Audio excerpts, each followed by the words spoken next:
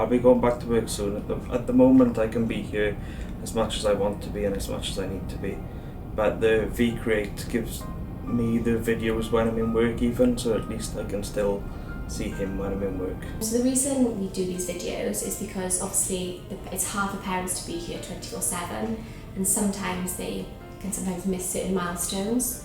Or sometimes the babies just look really cute and we want to make sure we share that moment with the parents. Christmas is a lovely time for families to be together, and we are very conscious of the fact that a lot of our families can't be together because their babies are here, and so even if it's for the grandpas and grandmas and aunties and uncles to get pictures and videos of their little babies around Christmas, I'm sure it'll warm a lot of people's hearts to